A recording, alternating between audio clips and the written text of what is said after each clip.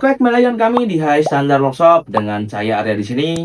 Untuk teman-teman yang baru bergabung di channel YouTube ini, di mana di channel ini saya banyak membahas tentang tips paket bore up, rekomendasi paket bore up, review paket bore up, dan tips perawatan paket motor bore up, dan juga tips perawatan untuk motor standar, dan juga beberapa tutorial setting e-cucukan.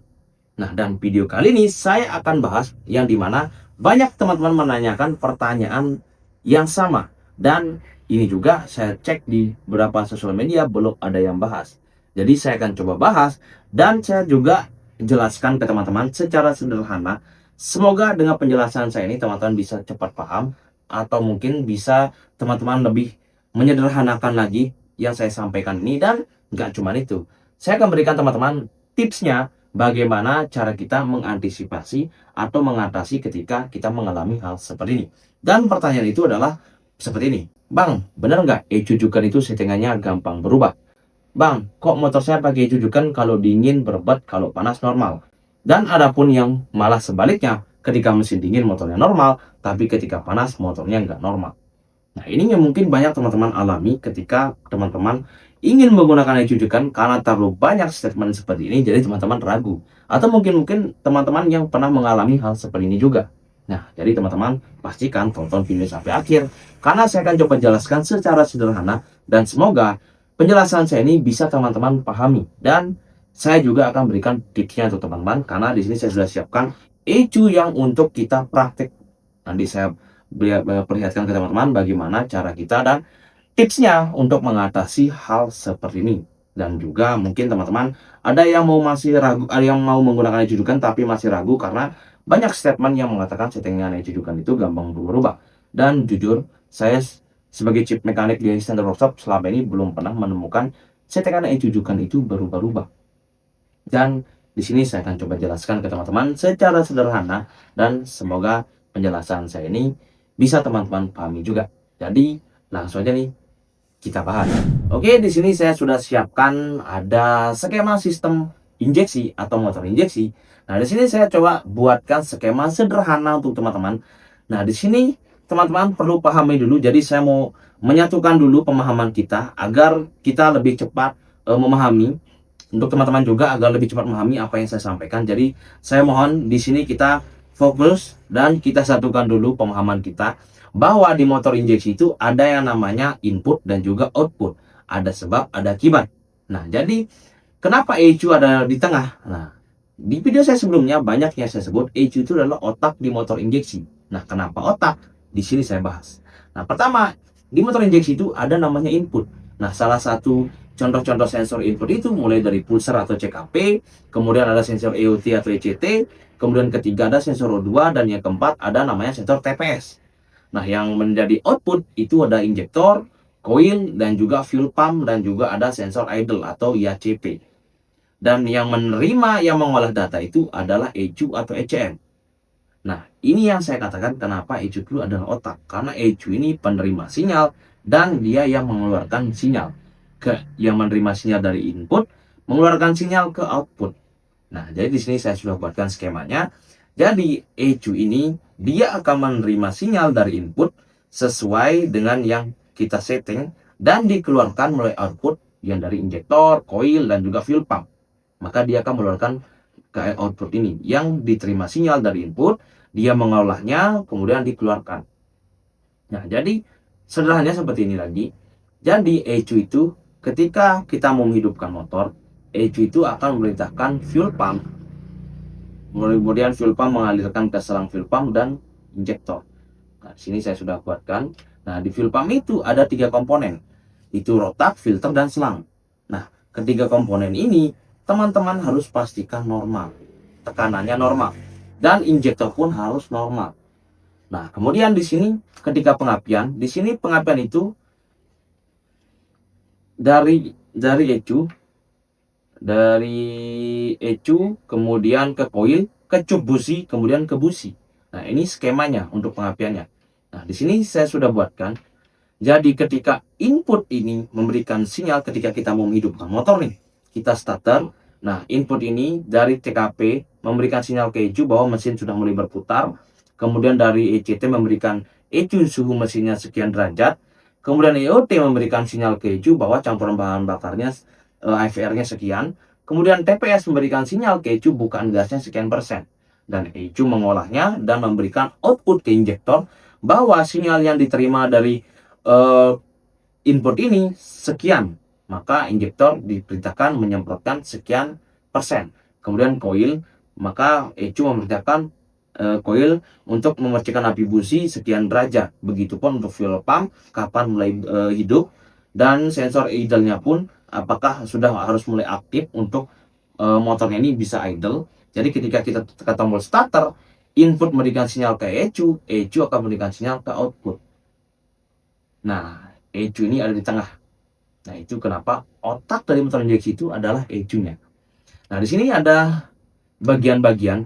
Jadi ketika teman-teman merasa bahwa settingan ECU juga-nya berubah-ubah, teman-teman sebelum ke ECU, coba teman-teman cek dulu, pastikan dulu input dan outputnya ini normal. Bukan berarti karena, oh kemarin motor saya normal bang, sekarang udah nggak normal lagi. Tapi pastikan secara detail.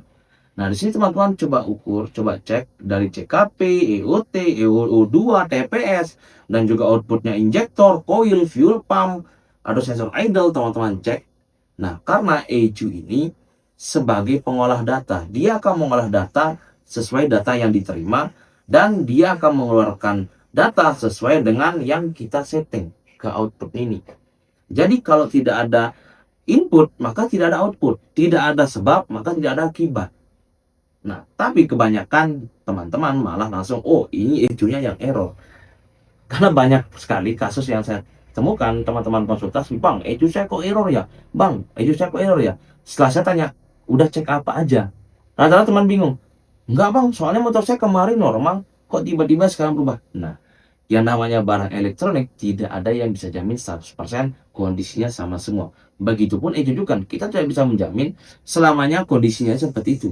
Nah, di motor standar pun kita malah diberikan buku panduan untuk berapa kilometer kita harus ganti pas, kita harus servis. Itu kita diberikan oleh pabrikannya sendiri. Saking pabrikan juga tidak berani menjamin 100% kondisi dari motor itu selamanya tetap baik. Jadi kita harus pastikan lagi input dan juga outputnya. Nah, ini juga yang membedakan di mana mekanik dan juga owner itu bekerja. Jadi kalau yang saya temukan, kalau mekanik pasti kalau ditanya, kalau mereka konsultasi saya selalu tanya, mas udah cek apa aja? Oh mas, saya udah cek ini, tapi ini mas tetap kayak gini. Nah, tapi setelah saya cek ternyata ininya mas, kira-kira kalau ininya bermasalah bisa nggak menyebabkan ECU-nya jadi seperti ini? Nah, pasti mereka pernah ada yang mereka coba cek, tapi berbeda dengan owner. Kalau owner yang konsultasi, bang ECU saya sudah berubah-ubah nih settingannya. Ketika ditanya udah cek apa aja, pasti mereka langsung bingung. Nah, itu yang membedakan. Nah, di sini untuk teman-teman yang terutama owner, coba teman-teman ketika mendapatkan masalah, ini kita ngomong ditujukan dulu, dan saya akan juga jelaskan di ECU standar. Nah, ditujukan kenapa settingan ECU berubah. ECU ini kalau teman-teman perhatikan, angkanya itu tidak akan bisa berubah. Mustahil akan berubah kecuali kita yang setting sendiri. Cara membuktikannya nanti saya akan berikan tutorialnya ke teman-teman, tapi statement saya seperti itu. Settingan angkanya itu tidak akan berubah-ubah selama kita tidak rubah settingannya sendiri. Dan tentunya teman-teman harus gunakan kabel USB apabila teman-teman menggunakan laptop yang original. Begitupun yang Bluetooth, gunakan yang original. Nah, begitupun di motor standar, mungkin teman-teman ada yang pernah mengalami di motor standar. Di motor standar itu ada mode-modenya yang kita bisa setting. Kita jumper di DLC, kemudian kita buka gas 1 kali, 2 kali, 3 kali, itu untuk menentukan mode. Ada beberapa kasus modenya itu berubah-ubah. Kadang kita setting di mode 1, nanti tiba-tiba 1-2 hari berubah ke 0 atau malah berubah ke 2. Nah, itu indikasinya, penyebabnya kenapa bisa berubah itu ada di sensor O2-nya ini. Sensor O2-nya ini membaca bahwa campuran bahan bakar terlalu boros atau terlalu irit, maka dia langsung mengirimkan sinyal ke ECU, dan ECU mengolah data yang diterima sensor O2 dan dikeluarkan ke injektor. Nah, sedangkan untuk mode-modenya itu sudah disiapkan oleh pabrikan untuk settingannya. Jadi ketika mungkin ECU membaca terlalu kering, dia akan pindah mode yang lebih boros. Otomatis ECU akan memberitakan injektor menyemburkan bahan bakar lebih banyak. Nah, mungkin teman-teman bisa coba cek juga, banyak sekali kasus seperti di motor Honda terutama, itu mode-modenya sering berubah dan penyebabnya itu rata-rata di sensor O2. Nah, begitupun di ditujukan, kalau ada input yang bermasalah, otomatis pengolahan data itu akan bermasalah juga, dan akibatnya outputnya juga akan bermasalah. Nah, jadi teman-teman harus pahami dulu, ya nama sistem motor injeksi itu ada input, ada output. Jadi inputnya itu salah satunya sensor TPS, kemudian sensor O2, ada ECT atau O2, ada ECT atau EOT, kemudian ada CKP atau pulsa. Itu input. Dan outputnya ada injektor, coil, fuel pump. Nah, itu sebagai output. Itu yang penerima sinyal yang setelah diolah ECU. Nah, ECU ini hanya sebagai pengolah. Nah, karena ECU kita programmable, yang bisa kita sesuaikan dengan kondisi mesin, yang dimana mesin kita sudah kita upgrade bore up, ganti noken, block, head, TB, injektor dengan debit yang lebih besar, maka outputnya ini pun akan membaca berbeda juga dari ketika kondisi motor kita standar. Nah, begitupun yang dibutuhkan bahan bakar pasti lebih besar juga. Karena dan ECU ini hanya menerima sinyal dari sini, dia tidak bisa menyesuaikan dirinya sendiri. Itu yang kita katakan kita harus nyeting ECU-nya. Nah, mungkin di sini teman-teman sudah mulai ada gambaran bahwa ada input, ada output. Nah, di sini juga nanti saya berikan tutorialnya ke teman-teman untuk proses penyetingan ECU, bagaimana cara kita mengatasi hal seperti ini. Dan di sini juga saya sudah siapkan ECU-nya. Dan di sini kita akan praktekkan langsung. Dan saya coba jelaskan yang kita bahas tadi. Semoga bisa lebih cepat dipahami. Atau mungkin teman-teman nanti ada yang masih bingung, teman-teman bisa tanyakan di kolom komentar. Saya akan coba bantu jawab.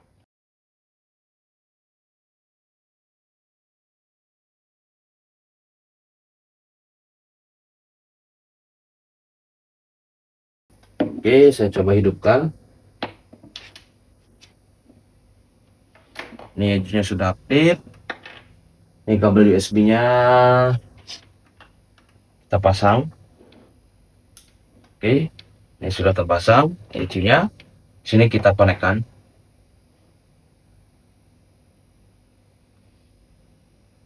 Nah, ini sudah connect, kita tunggu sebentar. Nah, di sini nanti saya akan sambil jelaskan ke teman-teman bagaimana cara mengatasinya. Oke, ini sudah connect. Nah, di sini teman-teman, ketika pertama kali nyeting ECU kan, di video saya sebelumnya sudah saya bahas, kita harus kalibrasi. Kalibrasi. Kenapa kita perlu kalibrasi adalah karena ECU ini tidak mengetahui nih berapa minimal bukaan gas, voltasenya berapa, dan maksimalnya berapa. Dan ini dikirim sinyal oleh sensor TPS. Ini TPS ini dia yang mengirim sinyal ke ECU berapa persen bukaan gasnya. Entah itu mulai dari 2% sampai 100% atau 2% sampai 80%, dia yang memberikan sinyal ke ECU.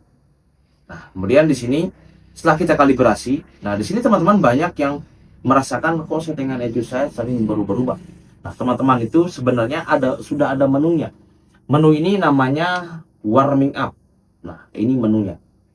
Jadi menu ini fungsinya adalah di sini sudah ada kata kuncinya. Di sini fuel warming up adalah tambahan bensin yang disemprotkan sesuai dengan temperatur mesin. Nah, temperatur mesin itu yang baca adalah sensor EOT atau ECT. Yang ini yang membaca. Nah, ini sensornya yang membaca suhu. Kemudian nilai adalah add value, artinya nilai semprotan ditambah dengan base map plus fuel koreksi. Nah, di sini sudah ada fuel warming up atau fuel koreksinya. Jadi nilai add value artinya nilai semprotan tambah yang ditambah dengan base map plus fuel koreksi. Jadi nilai base map kita ditambah dengan nilai fuel koreksi yang ada di sini. Nah, kemudian ignition warming up adalah pengapian akan lebih maju sesuai temperatur yang ditentukan. Jadi pengapian kita itu bisa kita atur maju mundurnya sesuai dengan temperatur suhunya. Dan ini adalah nilai yang ditambah atau penambahan nilai di bagian ignition timing. Jadi contohnya seperti ini. Ketika suhu mesin dingin, idle-nya itu ada di 10 derajat. Nah, ketika di suhu normal, nah kemudian ketika suhu dingin, di sini saya setting nih. Ketika suhu mesin 20 derajat, saya akan menambah 10 derajat pengapian. Artinya 10 ini ditambah dengan nilai 10 derajat yang ini, artinya 20 derajat tinggi pengapiannya. Nah, kemudian lanjut, ignition warming up diperlukan agar mesin lebih tinggi lamsamnya, agar mesin lebih cepat hangat. Nah, dan nilai warming up timing kisaran 2-4 derajat.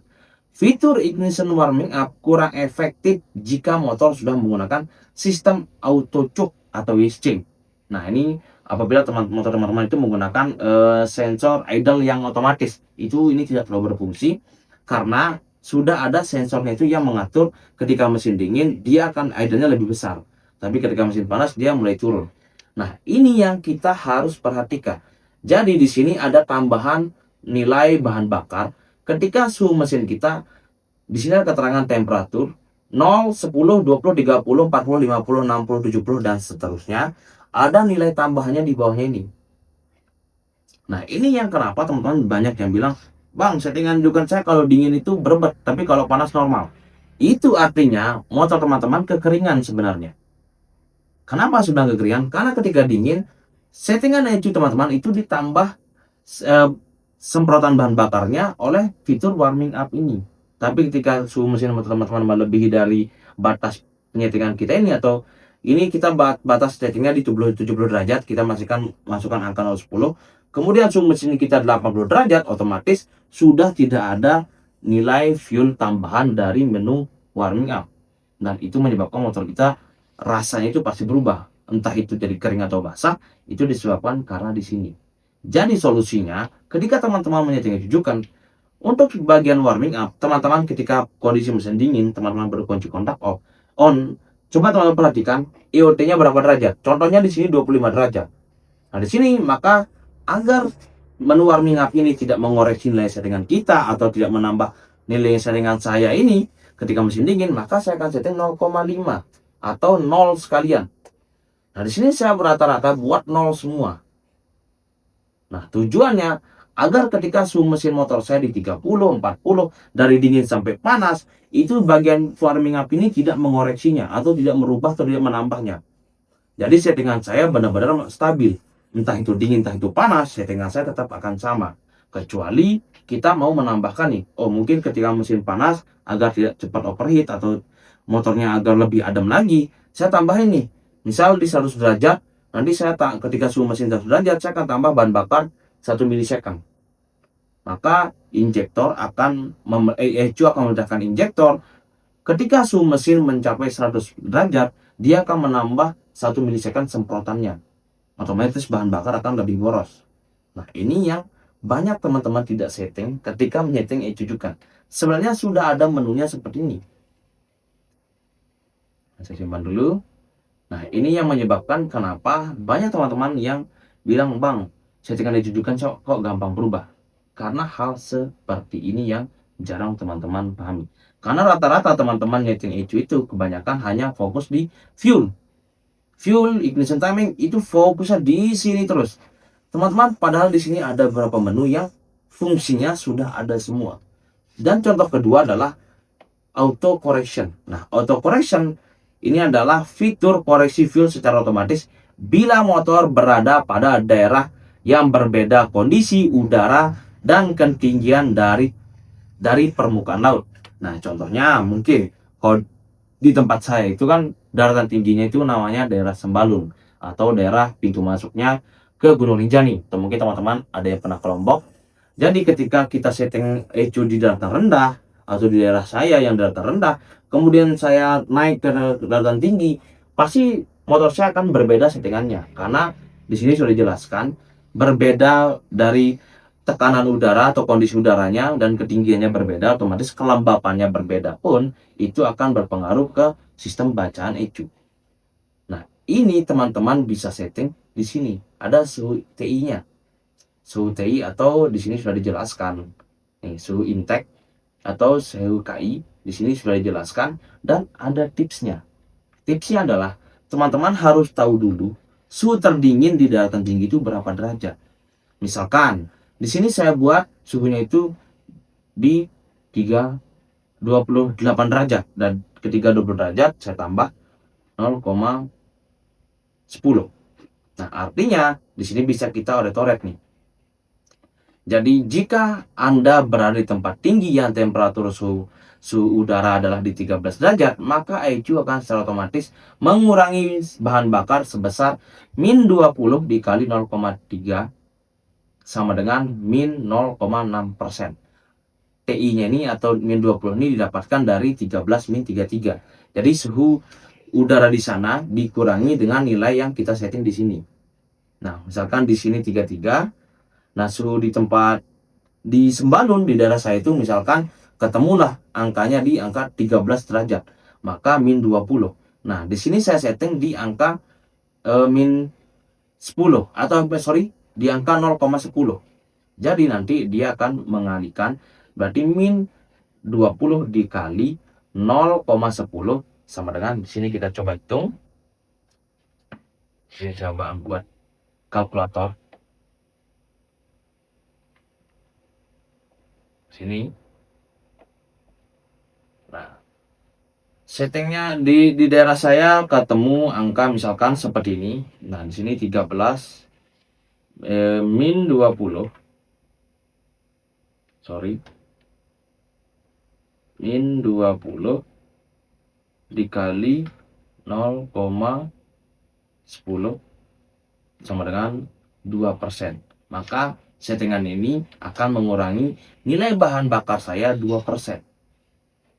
Ini 2% dikurangi untuk menyesuaikan suhu ketika di dataran tinggi. Dan settingan ini tidak ada angka yang pasti karena setiap daerah tinggi itu suhunya cepat berubah-ubah dan berbeda-beda di setiap daerah. Tapi kalau untuk di Sembalun rata-rata saya settingnya itu di angka 20 sampai 30%. Sini pasti saya setting. Jadi perubahan angkanya itu sekitar 2 sampai 6%. Dia akan secara otomatis mengurangi dari nilai suhu yang di sana. Atau mungkin contohnya seperti ini. Ketika saya berada di rumah, suhu normalnya 33 derajat. Kemudian saya ke Sembalun, itu nilai suhunya ada di 28. Jadi 28 min 33 sama dengan min 5 dikali 0,30 sama dengan 1,5%. Jadi bahan bakar saya yang settingan ECU saya akan dikurangi secara otomatis sebanyak 1,5% oleh menu auto correction ini. Jadi ketika saya di Sembalun, motor saya tidak akan berubah settingannya karena saya sudah mengantisipasi dari yang namanya auto correction ini. Dan ini banyak teman-teman tidak paham cara penyetingannya. Dan di sini caranya seperti itu cukup gampang. Jadi teman-teman tinggal perkirakan saja kira-kira suhu dataran tinggi itu berapa derajat. Kemudian teman-teman silahkan setting di nilainya ini. Untuk nilainya pasti berbeda-beda. Setiap daerah itu pasti berbeda-beda. Dan setiap motor pun pasti berbeda-beda. Karena seperti yang saya katakan dari awal, pasti hal ini bergantung juga pada namanya input dan juga output seperti ini. Dia akan bergantung di sini. Di skema motor injeksi ini. Mereka akan bergantung di sistem yang ini. Nah, kenapa banyak teman-teman mengalami settingan ECU cukup berubah-ubah? Itu karena proses penyetingannya yang kurang tepat. Pertama, teman-teman banyak menggunakan kabel USB yang tidak original dan kemudian Bluetooth yang tidak original, dan juga teman-teman kurang perhatian ke proses penyetingannya. Jadi apabila teman-teman menyeting menggunakan laptop, ketika teman-teman setting fuel nih, teman-teman geber, coba teman-teman perhatikan di menu execute yang ini akan menyala kedip-kedip hijau. Jadi ketika teman-teman menyeting, oh ini settingan sudah benar nih, sudah enak, teman-teman jangan langsung kalau teman-teman sekedar send map seperti ini, maka dia akan sementara masuknya selama ini masih kedip-kedip. Dan caranya teman-teman tinggal klik execute, maka dia akan mati otomatis. Setelah mati otomatis, teman-teman tinggal send map, maka settingan teman-teman akan tersimpan permanen. Tapi kalau tanpa teman-teman execute, maka penyimpanannya itu hanya sementara. Ketika teman-teman kunci kotak off dan on lagi, maka semuanya akan hilang. Karena itu proses penyetingan sementara. Begitupun ketika teman-teman setting menggunakan remote. Ketika teman-teman setting menggunakan remote, ketika settingan sudah enak, teman-teman jangan langsung matikan kunci kontak. Tapi teman-teman tekan tombol shift, kemudian enter, maka motor teman-teman akan mati. Nah, di sana teman-teman sudah bisa kunci kontak on off. Tapi setelah setting, teman-teman coba jalan, oh ini sudah enak nih, sudah pas. Jangan sampai teman-teman langsung matikan kontaknya. Karena kalau teman-teman matikan, otomatis settingan yang tadi akan hilang. Karena itu sifatnya hanya sementara. Untuk mempermanenkan settingan kita itu, teman-teman tinggal tekan tombol save, kemudian enter. Apabila teman-teman setting menggunakan remote. Tapi kalau laptop, di execute ini akan kedip-kedip. Jadi teman-teman tinggal klik execute, dia akan secara otomatis send map, dia mesin motor kita akan mati. Kemudian setelah itu teman-teman tinggal send map, maka dia akan tersimpan. Nah, dan tipsnya lagi, bagaimana cara kita mengetahui apakah settingan kita berubah-ubah atau tidak. Ketika teman-teman sudah selesai menyeting seperti ini, teman-teman tinggal save to PC. Jadi teman-teman simpan settingannya. Ini saya buat contoh.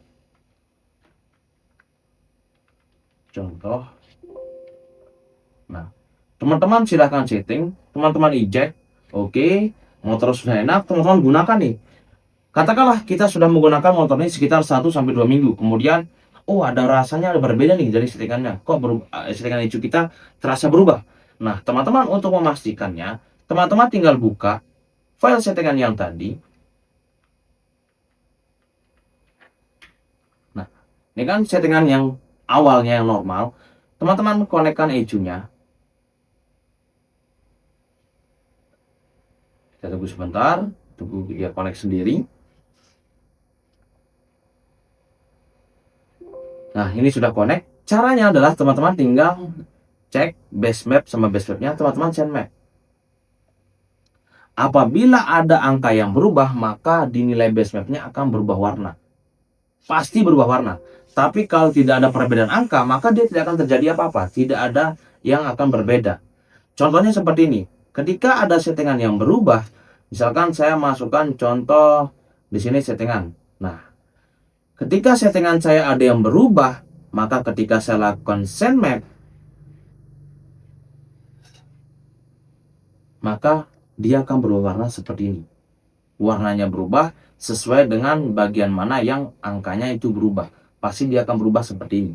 Tapi apabila tidak ada perubahan, artinya misalkan saya masukkan lagi, ketika saya send map seperti ini, nah dia berubah lagi. Setiap kita melakukan send map ini, dia akan berubah warna sesuai dengan nilai angka yang kita masukkan. Kita tinggal cek apakah ini dengan yang ini sudah sama. Nah, itu bisa kita lakukan pengecekan. Dan apabila tidak berubah warna, contohnya seperti ini nih. Nah, ini kan tidak berubah warna nih. Artinya data settingan di bagian RPM 7250 di TP 10% itu masih sama.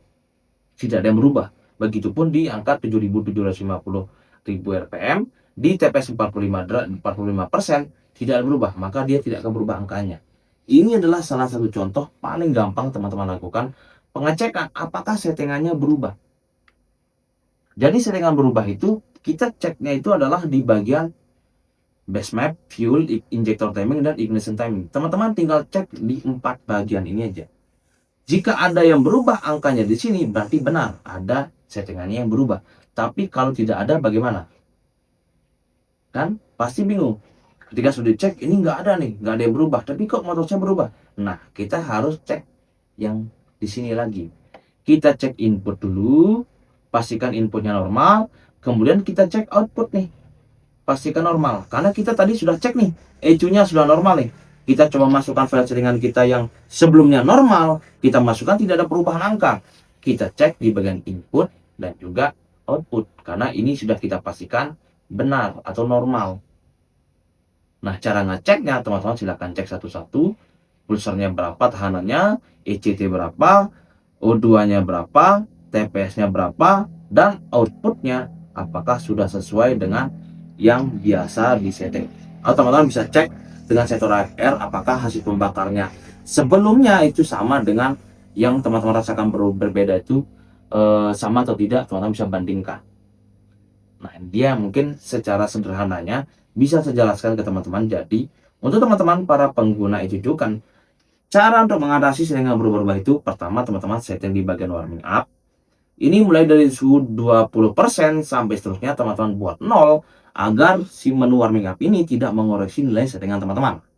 Dan kedua adalah ketika teman-teman kedaratan tinggi, teman-teman silahkan setting di bagian auto correction. Nah, untuk nilai auto correction silahkan teman-teman coba sendiri karena tidak ada angka pasti. Setiap daerah memiliki suhu yang berbeda-beda, begitupun untuk nilai settingannya pasti berbeda-beda. Jadi pastikan teman-teman ketika nyeting di bagian auto correction ini teman-teman harus coba-coba sesuaikan dengan kondisi cuaca yang di daerah teman-teman. Tapi cara nyetingnya cukup gampang, teman-teman tinggal masukkan nilai di angka koreksi intake ini berapa sekian 0, berapa persen, silahkan teman-teman coba. Tidak ada larangan, tidak ada batasan. Intinya motor kita itu sampai normal, nggak ada oh sekian baru normal, sekian baru normal, nggak ada angka pasti. Kemudian untuk di angka warming up ini dibuat 0, ingat dari 2, kalau saya biasanya di 20 derajat saya buat di 0,5%. Jadi kalau mesin terlalu dingin, saya memerintahkan menu warming up ini menambah bahan bakar ke injektor agar mesinnya itu cepat hidup. Nah, di sini caranya seperti ini, silabnya saya buat 0 semua agar menu warming up ini tidak mengoreksi nilai settingan saya. Nah, dan jangan lupa teman-teman kalibrasi. Setelah kalibrasi baru teman-teman bisa nyeting. Teman-teman mau fokus di sini pun silahkan. Dan ingat tipsnya, pastikan teman-teman simpan settingan teman-teman, entah itu ke laptop, di remote juga bisa. Ada cara nyimpannya, ada menunya, silahkan teman-teman cek. Ketika teman-teman masuk ke menunya, pilih jujukan 5+, cek di angka nomor 2, cek langsung ke bawah. Biasanya kalau nggak nomor 5, nomor 6, itu ada menu ECU to remote, save ECU to remote, dan ada remote to ECU. Nah, itu tuh menu untuk menyimpannya. Nanti ada pilihannya mau menyimpan base map, fuel correction, ignition timing, kemudian injector timing, teman-teman bisa simpan semuanya. Dan ketika teman-teman merasa, settingannya berubah nih, teman-teman tinggal masukin data settingan yang pertama.